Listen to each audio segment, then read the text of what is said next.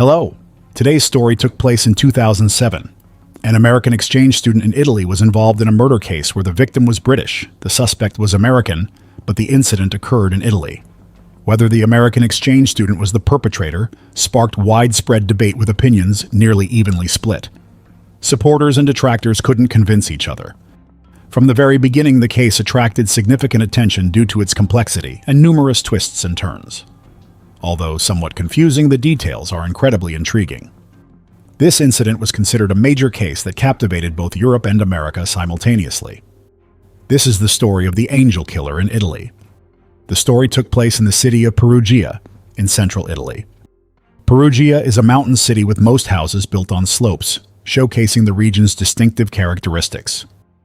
The artistic atmosphere here is profound, with many medieval and Renaissance architectural works still preserved, creating a picturesque view when seen from above.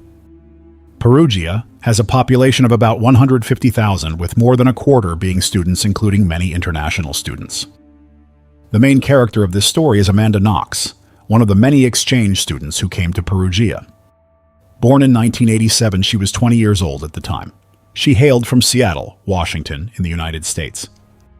Amanda was a student at the University of Washington and came to Perugia as an exchange student planning to study there for a year. However, not long after her arrival in Italy, a significant event occurred. What happened on that day? How did the entire incident unfold? On September 20th, 2007, a Thursday, Amanda arrived in Perugia. The university she attended was the University for Foreigners of Perugia. She found accommodation at 7 Via della Pergola, just 200 meters from the university, a short walk away. It was a two-story apartment built on a hillside, like most houses in the area, showcasing the local characteristics. The surroundings of the apartment were beautiful.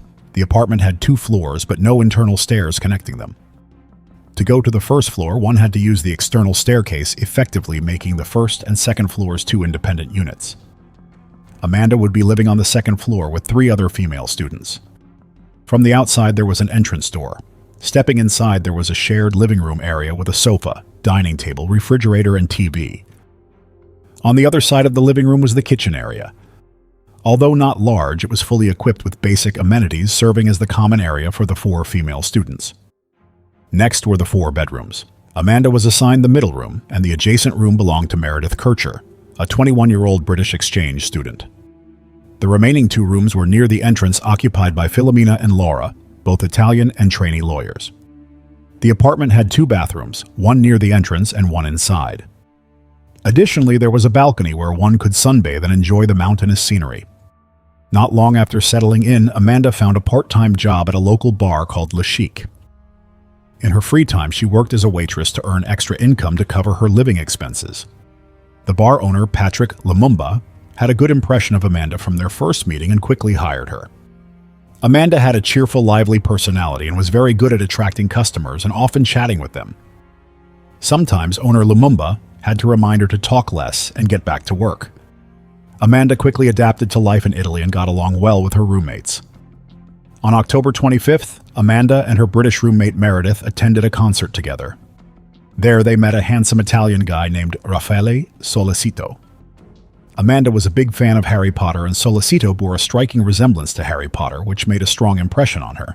Thus, they started dating. From then on, Amanda began spending the night at Solicito's apartment instead of returning to her own, even though their apartments were not far from each other, just a 5-minute walk. October 31st was Halloween, and that evening students organized a big party. Amanda's roommate Meredith dressed up as a vampire and seemed very happy. However, this turned out to be the last photo of her alive. The following day was a holiday, so there was no work or school. Amanda's 2 Italian roommates had gone home, so they were not present at the apartment for several days. Amanda was busy enjoying her passionate new relationship with her boyfriend, so she also did not return to the apartment. Therefore, Meredith was alone in the apartment. That day, Meredith went to a friend's house to watch a movie and returned to the apartment at around 9 p.m. However, what happened next completely changed her fate. On the morning of November 2nd, 2007, an Italian local woman found 2 mobile phones in her garden. Finding it strange, she took them to the postal police. The postal police in Italy are a law enforcement agency responsible for cases related to postal and telecommunications matters. The postal police quickly traced the registered address of one of the phones and discovered it was 7 Via della Pergola, Amanda's apartment address. This location was only about 500 meters from where the phones were found, so the postal police took the mobile phone to 7 Via della Pergola. Upon arrival, they saw a man and a woman standing at the door looking very worried. These two were Amanda and her boyfriend, Solicito. Amanda told the postal police that when she arrived, the apartment door was open and one of the bedrooms was locked from the inside. This was Meredith's bedroom. Amanda had called Meredith's phone but got no answer, so she was very worried. At 12:51 after the postal police arrived, Solicito, Amanda's boyfriend, called the local police. Soon after, the Carabinieri, Italy's national gendarmerie, arrived at the scene. They entered the apartment, asked everyone to step outside, and then broke down the locked bedroom door. Inside the room, they found a mess, with blood everywhere. Meredith lay motionless on the floor, her body covered by a duvet. Her throat had been cut, and she showed no signs of life. The police immediately sealed off the scene, called for additional support, and began a forensic examination. From Meredith's position to the apartment entrance, the police found a trail of bloody footprints. In the bathroom, bloodstains were found on the blue anti-slip mat, the faucet, the light switch, the sink, and other places. The toilet had signs of not being flushed, and the bedroom window near the entrance was broken. On the bedroom floor, police found a rock that appeared to have been thrown through the window. At the scene, they also found a bra with its strap cut. The autopsy results showed that Meredith died from excessive blood loss and asphyxiation after her throat was cut. There were signs of sexual assault on her body. The police also collected the DNA of a man from her body. They proceeded to take statements from Amanda and Solicito, the first people present at the scene. According to Amanda's statement, on the evening of November 1st, the night before the incident, she was at her boyfriend Solicito's apartment. They watched the movie Le Fabuleux Destin d'Amélie Poulain together. During the movie, Amanda received a message from Lumumba, her bar owner. He said the bar was not busy that night, so Amanda didn't need to come to work. After that, Amanda stayed at her boyfriend's apartment and spent the night there. The next morning, Amanda returned to her apartment. Upon arriving, she noticed the front door was open. Inside, everything seemed normal, so she went to her room where everything was in order. She then went to the bathroom to wash up and noticed a few drops of blood in the sink, but assumed someone had cut themselves and didn't think much of it. She brushed her teeth and took a shower. After showering, she saw a larger bloodstain on the anti-slip mat. Amanda suddenly felt something was wrong. Growing increasingly scared, she quickly dressed and left the apartment, heading straight to Solicito's place. Together, Amanda and Solicito returned to the apartment. They entered and saw more significant bloodstains on the floor. They tried to open Meredith's locked bedroom door from the inside. Solicito repeatedly knocked and called out Meredith's name, but there was no answer. Solicito attempted to kick the door open twice, but failed. Eventually, they stepped outside to discuss what to do next. Solicito decided to call the police. During the initial investigation, the police found the window of the bedroom near the entrance was broken. A rock was on the floor, suggesting a possible break-in. However, there were no signs of climbing outside the window. It was likely the intruder staged the scene to look like a break-in. Reviewing the footage from that day, the police noticed Amanda and her boyfriend frequently comforting each other intimately. Given the circumstances, their behavior seemed inappropriate, since the first person at the crime scene could be the perpetrator. At this point, Amanda and Solicito became prime suspects. In the following days, the police repeatedly interrogated the two. Solicito claimed Amanda had been at his apartment all night and only left the next morning. However, the police did not believe Solicito's statement. They pressured Solicito, telling him his American girlfriend was a skilled liar and had deceived him. Solicito was in a precarious situation, and if he didn't tell the truth, she would drag him down. Ultimately, Solicito changed his story. He admitted he had lied and that everything he previously said was at Amanda's request. He claimed Amanda had returned to his place at 1 a.m. that night. In a separate interrogation room, the police checked Amanda's phone and found a message from her bar owner sent the night before the police were alerted. The message informed Amanda she didn't need to work that night. Amanda had replied in Italian, "See you later, have a good evening." Amanda explained her response meant "I understand," a common courtesy. However, the police interpreted the message as Amanda planning to meet her bar owner that evening. The more the police investigated, the more they suspected Amanda. They started to treat her harshly, even slapping her neck, demanding she recall her whereabouts that night. Amanda, being a 20-year-old girl, nearly broke down under the intense pressure. Amanda began to recall that on that night she did not stay at her boyfriend's apartment the whole time, but returned to her own apartment once. During her return, she saw a man in a black leather jacket who was Lumumba, her bar owner. She then heard Meredith scream and told the police that Lumumba had killed Meredith.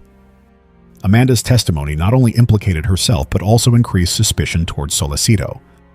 The police decided to arrest Amanda, Solicito, and the bar owner. In an instant, all suspicions were directed at Lumumba, and the media was abuzz with the news, causing a public uproar. However, Lumumba quickly provided an alibi and was released. If Lumumba was not the killer, why did Amanda falsely accuse him? Amanda's actions only made her more suspicious. Subsequently, the police obtained a search warrant for Solicito's apartment.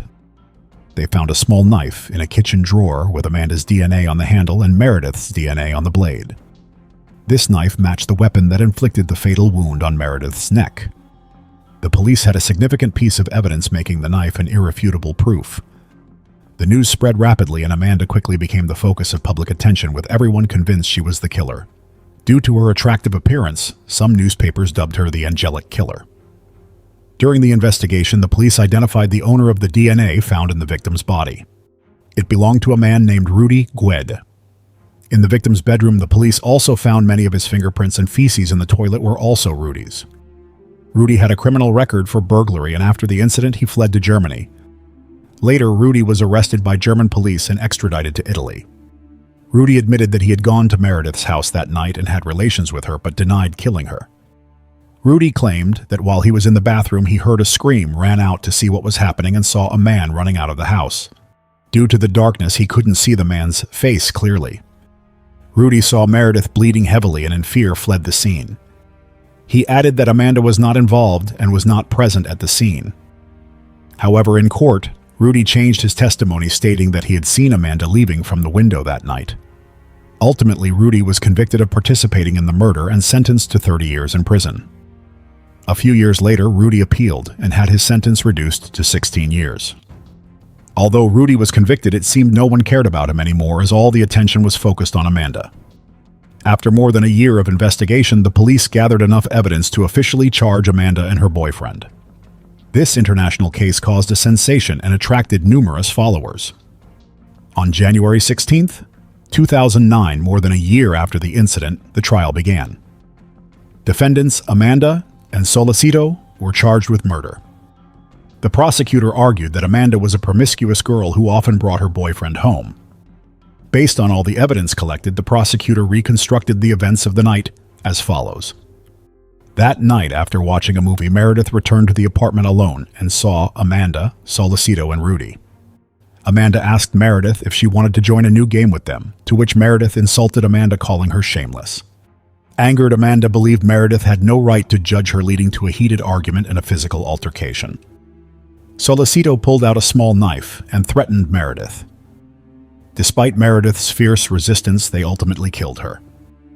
To support their argument, the prosecutor presented several key pieces of evidence. First, the weapon that inflicted the fatal wound on the victim was a small knife found in Solicito's apartment. Amanda's DNA was on the handle and Meredith's DNA was on the blade. Secondly, in Meredith's bedroom, the police found a bra clasp with Solicito's DNA on it, and the bruises on the victim's body matched Solicito's body size. Thirdly, Amanda claimed she heard Meredith scream that night and falsely accused her bar owner, Lumumba. However, Lumumba provided an alibi, showing that Amanda had been continuously lying. Her statements were full of lies and unreliable, proving she was definitely present at the scene. Fourthly, there were several footprints on the non-slip mat in the bathroom, some belonging to Amanda, and others matching Solicito's foot size.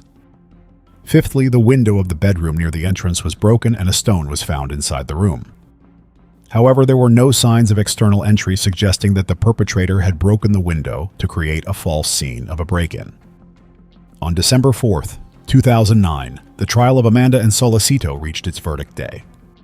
The court was packed with people, including numerous reporters and citizens, eagerly awaiting the final trial results. The court found that the case had sufficient evidence and clear proof, declaring Amanda and Solicito guilty of murder, sentencing them to 26 years and 25 years in prison, respectively. Most Italians supported the court's verdict, but across the Atlantic in the United States, the public thought differently. They believed that the Italian police had serious biases during the investigation, presuming Amanda to be the criminal from the start. This was deemed unfair to Amanda, and several prominent figures voiced their support for her.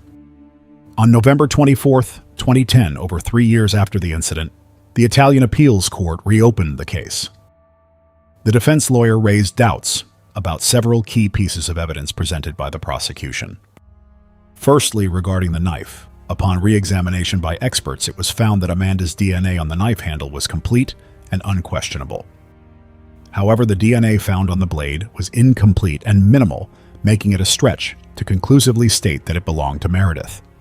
Additionally, the knife only resembled the murder weapon and could not be definitively proven to be the one used to kill Meredith.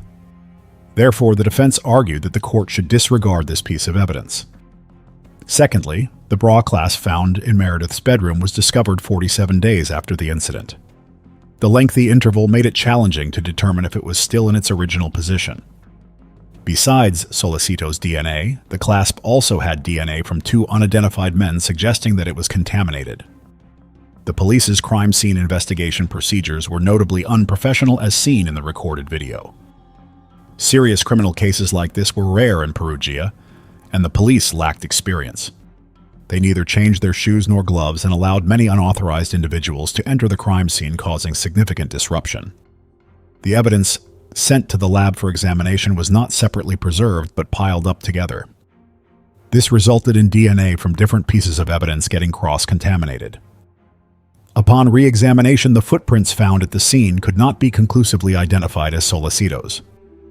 Regarding Amanda's false accusation against the bar owner, she claimed that she had been coerced by the police. They did not believe her account and kept pressuring her until she fabricated a story to satisfy them, which is why she falsely accused Lumumba.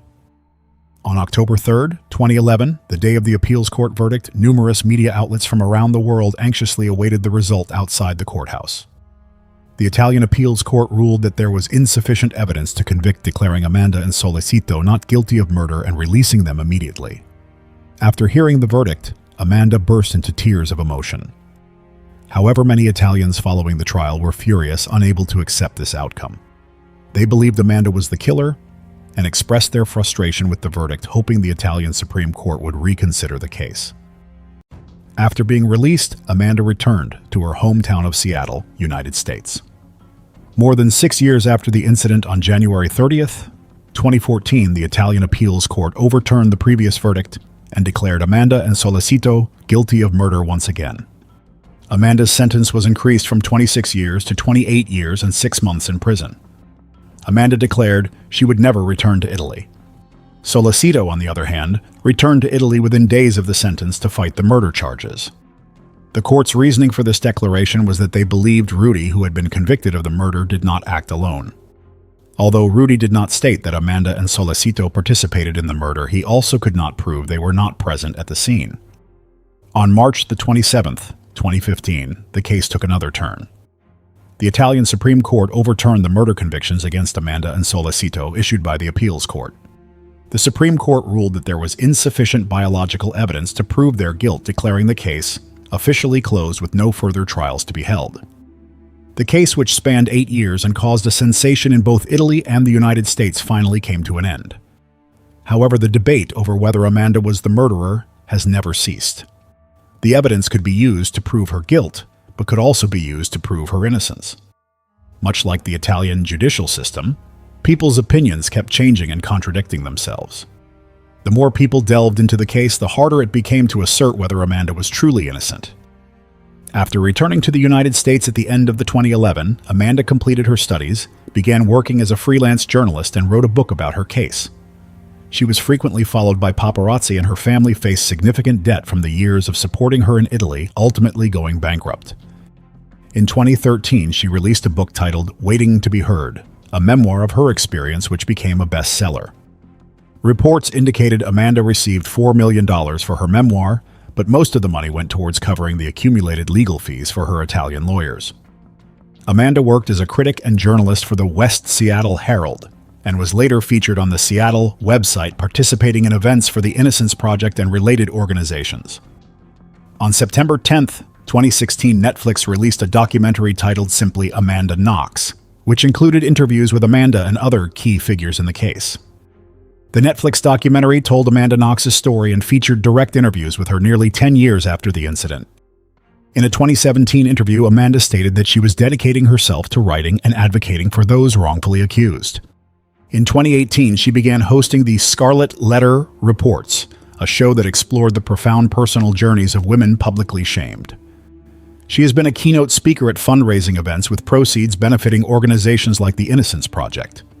On January 24th, 2019, the European Court of Human Rights ordered Italy to compensate Amanda for violating her rights in the hours following her arrest in Perugia, Italy. Italy was required to pay Amanda €18,400 for not providing her with a lawyer or competent interpreter when she was first detained. In June 2019, Amanda returned to Italy as the keynote speaker at a criminal justice conference where she participated in a workshop titled Trial by Media. By that time, Amanda and Solicito had parted ways. Solicito had married another woman and was living a peaceful life in Italy. On February 29, 2020, Amanda married her boyfriend Christopher Robinson in a Renaissance and Star Wars-themed wedding. They first met after Amanda returned to Seattle, United States in 2011 and announced their engagement in 2019. In October 2020, Amanda and Robinson launched a podcast called Labyrinths, where they discussed their relationship and facilitated compassionate interviews with philosophical stories and lighthearted debates. They had released over 100 episodes by June 2024. In an October 2021 interview with the New York Times, Amanda announced the birth of their first child, a daughter named Eureka, born in August 2021. In September 2023, Amanda gave birth to their second child, a son named Echo. On October 13, 2023, the Supreme Court ordered a retrial of the case. In June 2024, an Italian appeals court upheld the conviction of slander against Amanda for falsely accusing Patrick Lumumba of murdering Meredith Kercher in 2007. Her legal saga has continued for many years despite her previous acquittal for the murder charges. The case that occurred in the 1980s was initially unsolved, but after nearly 30 years, a detective decided to reopen the investigation. After studying the key details of the case, the detective finally made a breakthrough, specifically in the case of Karen Stom. The main character of the story is Karen Stom, a 25-year-old extroverted woman who was always the center of attention among her friends. She lived in Woods Cross, a city in Davis County, Utah, USA, near the Great Salt Lake, known for its beautiful scenery and being the largest saltwater lake in the Western Hemisphere. Karen grew up with her father and met a man named Steve while she was still in high school. It was a love at first sight, and the two got married immediately after graduating from high school. Like many newlyweds, their early married life was sweet and happy. However, as time passed, their happiness didn't last long. The love between them gradually faded, and cracks began to appear in their relationship. After 3 to 4 years of living together, Karen could no longer endure such a life, so she decided to separate and move to live with her stepmother. Not long after bad luck struck her. What exactly happened on that day, and what did Karen have to endure? Let's turn back time to June 5th, 1980, to find out more. June 5th, 1980 was a Thursday. Steve, Karen's husband, had called her a few days earlier saying that he wanted to take her home and invite her to dinner because it was her birthday. Since their wedding anniversary was also approaching, Karen agreed. After dinner, Karen rested at her husband's house, while Steve went to work as usual because he worked the night shift at a factory near the Great Salt Lake, with working hours from 12:30 a.m. to 7 a.m.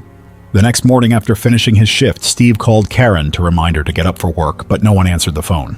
He tried calling several more times, but still no one picked up. Worried that something might have happened to his wife, he immediately drove home.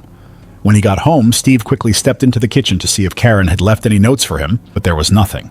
He then rushed upstairs to check the bedroom. As he opened the door, he was shocked by what he saw. Karen was lying face down on the floor, blood all over her neck. Terrified, he quickly grabbed the phone and called the police. Shortly after, the police arrived at the scene, but it was too late, and unfortunately, Karen had passed away. Investigators quickly arrived at the scene to collect evidence. They found Karen wearing pajamas, with her legs against the wall, her head near the foot of the bed, and clear signs of strangulation on her neck. There were also some scratches, and the bed sheets and blankets were on the floor, pillows thrown off the bed, and the TV had fallen from the cabinet to the floor, still plugged in with the screen on. The brass bed frame had 2 rails that were dislodged with 1 rail entirely on the floor. The police inferred that a fierce struggle had taken place in the bedroom with no other damage elsewhere in the house. The back door was a sliding door with a security bar that couldn't be opened from the outside, and the front door lock was intact, with no damage to the windows. The police speculated that Karen either let the perpetrator in or the perpetrator had a key. Further investigation showed that a violent struggle had indeed occurred, as evidenced by the scars on Karen's arms indicating she had fought back. The perpetrator ultimately used both hands to strangle her, leading to her death. Preliminary police assessments suggested that the crime was committed by someone Karen knew. After making their assessment, the investigators immediately began questioning Karen's relatives and friends. Some mentioned that she had recently had some emotional disputes with her husband, Steve, and he also admitted that there were some issues in their marriage. They had been separated for a while, during which Karen lived with her stepmother, but recently they were trying to reconcile. On the night of the murder, Steve had invited her to dinner, and their relationship had warmed up significantly. Steve's words were partially confirmed by Karen's stepmother. She said that Karen had agreed to Steve's dinner invitation that day, but had no intention of getting back together with him. She also mentioned that Karen had told her she planned to file for divorce from Steve. The stepmother felt that their marriage was irreparable, so she tried to persuade Karen not to go to the dinner. However, Karen insisted that they were just going to have dinner and it wouldn't affect her decision to divorce. She intended to discuss the divorce with him during dinner. After hearing the stepmother's testimony, the investigators felt that Steve's motive for the crime had significantly increased, so they called Steve in for another interrogation. This time, the interrogation took an unexpected turn.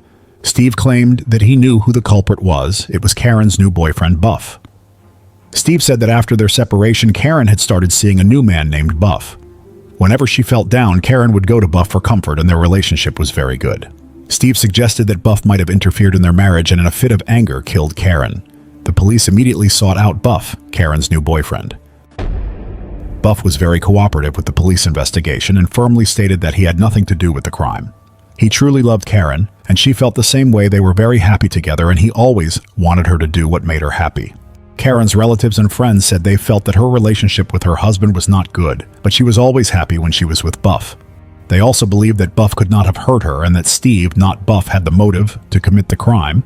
Buff had an alibi for the night of the murder, so the police excluded him as a suspect and the investigation ended there. The forensic report from the medical examiner was released, but due to technical limitations, at the time, the exact time of death could not be determined. They could only estimate based on the level of food digestion in the victim's stomach and the time of eating. The forensic experts speculated that Karen's time of death was between 10 p.m. and 2 a.m. Steve's work shift that night started at 12:30 a.m., but he was late clocking in at 12:45 a.m. The travel time from home to the factory was about 25 to 30 minutes, which was not too far.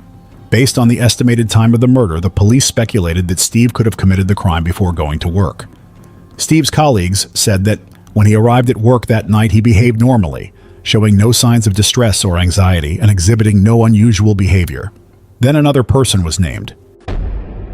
He was Steve's colleague, named Owens. The two were very close and often drank, hunted, and fished together. Steve worked the night shift while Owens worked the day shift, so suspicion shifted to Owens. The police quickly located Owens and discovered he had several small wounds on his arms and face, resembling scratches. This increased the police's suspicion of him. However, Owens explained that the scratches were caused by metal shards accidentally hitting him while working. The factory supervisor confirmed that metal shards often flew out when working on the cutting machines, and that getting scratched by them was normal. As for the bruise on his face, Owens said it was from accidentally hitting his head on a piece of equipment while bending down to pick something up at work. Regarding the timeline, Owens stated that after finishing work, he went to a bar to drink with some colleagues and play pool. They drank from 8 p.m. until the bar closed at 4 a.m. the next day. He then returned to the factory at 4:30 a.m. He had an alibi, and his colleagues confirmed it. According to the investigation, Owens had no connection to Karen. The two rarely crossed paths, and the police found no motive for Owens to commit the crime. Therefore, Owens was also excluded from suspicion. Following police investigation procedures, DNA and hair samples from Owens were preserved, and his injuries were photographed as evidence. By that point, the two suspects Steve had named had been cleared by the police, so they believed Steve was lying. Not only did he give inconsistent statements, but he also had the strongest motive for the crime. Additionally, Steve had no alibi for the time of Karen's death, theoretically giving him ample time to commit the crime. The police subsequently issued an arrest warrant and charged him with first-degree murder, presenting all related evidence in court. However, all this evidence was circumstantial, lacking any conclusive proof. In December 1980, the court acquitted Steve of first-degree murder and he was released. Karen's family was outraged by the verdict, and the case remained unsolved. Nevertheless, Karen's sister Coco Saltzgiber refused to give up. She continually searched for evidence, hoping to find the killer, making it her life's mission and yearning for the day the truth would come to light. 26 years after the incident, in 2006, Coco, as usual, visited the police station to inquire about any progress in her sister's case. For 26 years, she had regularly gone to the police station. The police always responded that they had no new leads, but in reality, they had almost abandoned the old case. A detective named Benson was very impressed with Coco's persistence, so he began to delve into the 26-year-old unsolved case. After some time researching, Benson made a request to his superiors, hoping to reinvestigate the case. He and Coco collaborated to examine many new pieces of evidence. His superiors approved his request and the case was officially reopened in January 2007. Detective Benson reviewed all the physical evidence from that year, and when he saw Karen's fingernails, he thought there might be the killer's DNA under them. In the 1980s, when the case occurred, DNA technology was not yet used in criminal investigations. Therefore, no DNA tests were conducted on Karen's fingernails at that time. Benson immediately sent the fingernails to the lab for DNA testing. While waiting for the test results, Benson called one of the suspects, Owens. When the call was made, Detective Benson said, "Hello, I'm Detective Benson and I'm reinvestigating Karen's case. I hope you can help me with some questions." Owens, on the other end of the line, sounded very anxious, his voice shaky, and he evaded many of Benson's questions. This led Benson to suspect that Owens might know something about the case. The DNA test results confirmed Benson's hypothesis, showing traces of both Steve's and Owens's DNA on Karen's fingernails. Benson then asked the forensic pathologist to reassess Karen's time of death. Using more advanced technology and based on the recorded body temperature and ambient temperature at the time, the forensic experts concluded that Karen died around 12:30 a.m. We all know that Steve clocked in at the factory at 12:45 a.m. The travel time from his house to the factory would take at least 25 minutes, so if he had committed the crime, the earliest he could arrive at the factory would be around 12:55 a.m. Thus, Steve could be ruled out as a suspect. Owens, on the other hand, had an alibi, as he was drinking at the bar from 8 p.m. until 4 a.m. the next day. Why was Owens's DNA on Karen's fingernails? Detective Benson approached colleagues and people who had been drinking with Owens that night. According to their recollections, they had been drinking and playing pool together, but they weren't sure if Owens had been with them the entire night. Thus, it was possible that Owens had left and then returned to them that night. They also recalled seeing scratches on Owens the following day. Owens had told them that the injuries were from playing with his dog, contradicting his initial statement that he got scratched at work. At that point, the police considered Owens a prime suspect and wanted to bring him in for questioning, but they were too late. Owens had left a farewell letter for his wife saying he would never return and then disappeared. Owens's credit card records showed he fled to Texas and later moved to Mexico, stalling the investigation once again. In March 2007, the case took another turn. The police received information that Owens had run out of money and could no longer stay in Mexico, so he would have to return to the United States. Detective Benson, upon hearing this, tried to contact Owens and said, "I have enough evidence to apply for a warrant for your arrest. I urge you to surrender immediately." With no other options, Owens turned himself in at the police station where he faced charges of first-degree murder. While Owens was in custody, the police uncovered a troubling part of his past. In 1972, a woman named Kimberly was walking on Hermosa Beach in California when Owens attacked her, attempting to strangle her to death. Kimberly fought back fiercely and eventually managed to escape. She called the police and Owens was arrested. Owens was tried in California, where Kimberly identified him as her attacker. However, Owens's family provided an alibi and Owens was acquitted, closing the case. The new investigation and evidence meant Owens could no longer escape his crimes. After years of effort, justice was finally served. Owens' family hired a top lawyer from California to defend him. Upon his arrival, the lawyer made a shocking claim: the DNA on Karen's fingernails was not sweat, but semen. Therefore, it wasn't a murder, but an intentional sexual assault, implying that they were having an affair. Owens claimed he had only gone to Texas to visit a friend, then to a town in Mexico for a few days. While there, he heard he might face murder charges, prompting his return to the United States. Ultimately, prosecutors dropped the case against Owens due to insufficient evidence, and he was released. Detective Benson meticulously reviewed all the physical evidence from 1980, hoping to find a clue. He digitally enhanced the crime scene photos to avoid missing any details. After relentless effort, Benson finally spotted a tiny red dot on one of Karen's clothing items resembling a blood drop. Benson immediately contacted the lab and requested an analysis of the red dot. Despite being decades old and minuscule, Benson's diligence paid off. A few days later, the lab report confirmed the blood drop belonged to Owens. With such solid evidence, prosecutors reopened the case against Owens in March 2009. In court, faced with irrefutable evidence, Owens eventually confessed to his crime. On May 21, 2009, Owens was sentenced. Confronted with undeniable proof, Owens was convicted of murder and received a fitting sentence, finally closing a case that had spanned many years. Owens confessed that he had killed Karen, but the mastermind behind it all was Steve, Karen's husband. A few months before the incident, Steve approached Owens and asked him to do it, but Owens refused. Steve then purchased a life insurance policy for Karen, which stated that if she had an accident, he would receive a substantial payout. Steve promised to give Owens half the money if everything went smoothly and handed Owens the house key to let him in. After entering the house, Owens did not act immediately but tried to persuade Karen to leave, telling her that Steve wanted to kill her and urging her to run away and never come back. However, Karen did not believe Owens and instead scolded and chased him out.